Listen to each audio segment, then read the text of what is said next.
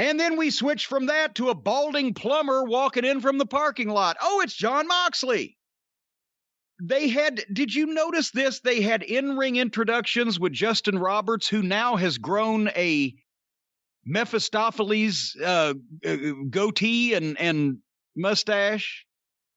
In-ring intros for a match where nobody has ever heard of one guy. Just out of nowhere. So Jon Moxley is going to wrestle Nick Comoroto, who has a ton of potential, is built like a fucking beast and has hair and fucking muscles and looks rough, and you can tell he's green, but they had a basic match here. It was one of the better Moxley matches because he didn't go outside and do all the garbage death match wrestling outside that he always does, and he didn't do all of his stupid bullshit inside. He kept it basic with this guy who's green, and then Nick held his end up. However, visually, if you'd have just put this match on in a vacuum in front of somebody, you would have said Nick Comoroto is the star and Moxley's the job guy. But having said that, as a match, it was basic, but since Moxley doesn't work as either a heel or a babyface, he just does the shit that he does. Nick could have been a stronger heel, but he was just doing what he was told because the veteran was leading it, and Moxley doesn't really know how to be a babyface or a heel. He just does the shit he does. And then Moxley choked him out. And I thought, Peter Avalon just went 10 minutes with Cody Rhodes. Couldn't Moxley have choked him out in a minute and a half, and couldn't Cody have gone 10 minutes with the guy that looks like something? And also, alternatively, I wrote they can push Jane Cargill, but they can't protect this guy. One of the only guys on their roster that looks like a grown adult pro wrestler instead of a goddamn high school fucking cheerleader on the women's squad. And then Moxley did his promo where he's the baddest man in the world and he's still after Kenny Olivier. And I've determined Moxley should have a pirate gimmick. Don't you think? Why's that? Go along with his sunken chest? Fuck. What? He says, I love to break necks and snap limbs because I'm violent. Has he broken anybody's neck?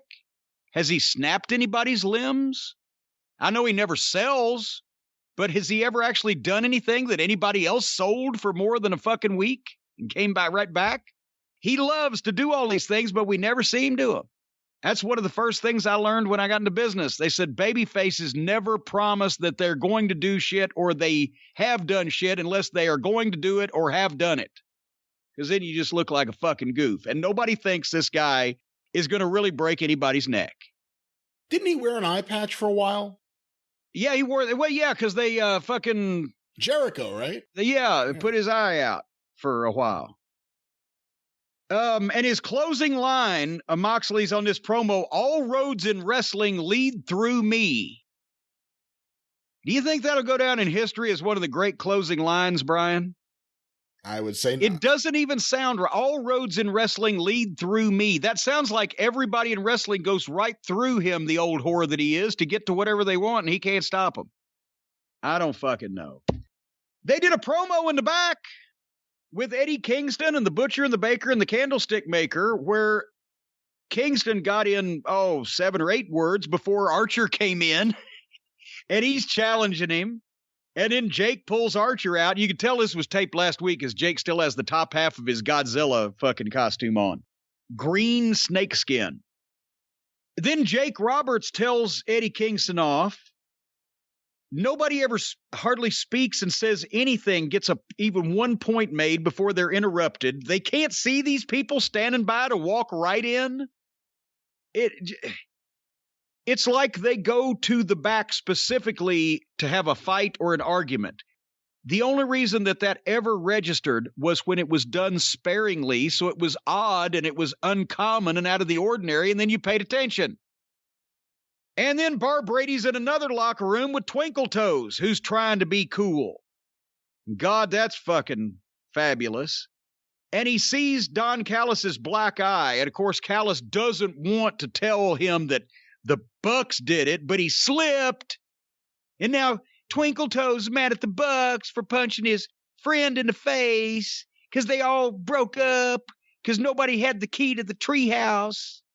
If only there was a camera there to film it so Kenny would be able to see what happened.